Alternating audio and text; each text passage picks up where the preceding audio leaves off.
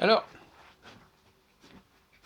avec l'anglais, je me suis souvent plaint de l'anglais comme une langue qui n'a pas de cohérence morphosémantique.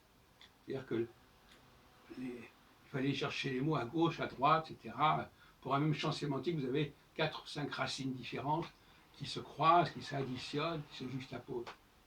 Mais il y a un domaine où l'anglais est particulièrement performant, et plus que le français, c'est le domaine des fruits rouges. Alors là, franchement, ils sont imbattables. Ce qu'on appelle les berries, strawberries, gooseberries, etc. Et là, nous qui en français nous fatiguons à retenir des différents noms, les fraises, les framboises, les groseilles, les myrtilles, etc., eh bien eux, ils ont toujours la berry, qui est une sorte, c'est la baie si on veut, ils ont la berry, et il suffit d'ajouter un préfixe pour différencier les berries entre elles. Parfois on se mélange un petit peu, mais enfin, c'est plus facile que de se souvenir que chaque berry aurait un nom spécifique, évident.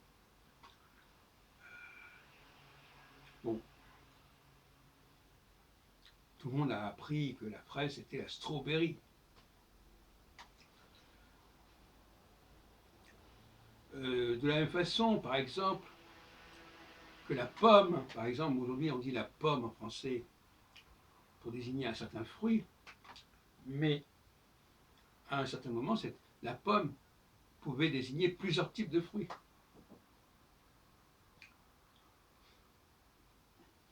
De la même façon que le mot étoile, pour changer de sujet, veut désigner des objets très différents selon l'adjectif.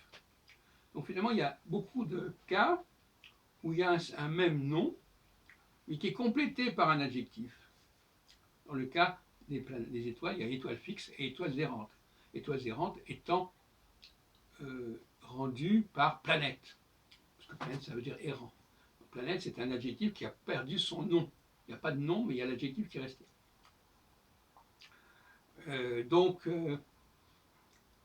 Voilà, donc c'est quand même assez intéressant qu'il y ait comme ça des mots qui sont les mêmes, mais qui vont changer de sens selon l'accompagnement. Par exemple,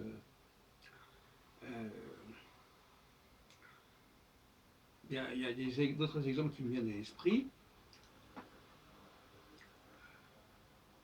Bon, l'astrologie, par exemple, il y a différents types d'astrologie selon l'adjectif. La médecine, il y a plusieurs types de médecine selon l'adjectif. Allopathique, homéopathique. Et puis alors il y a le cas du bowl aussi. Du bowl. Alors là, c'est aussi une réussite anglaise. Ou allemande d'ailleurs, enfin en tout cas une réussite germanique.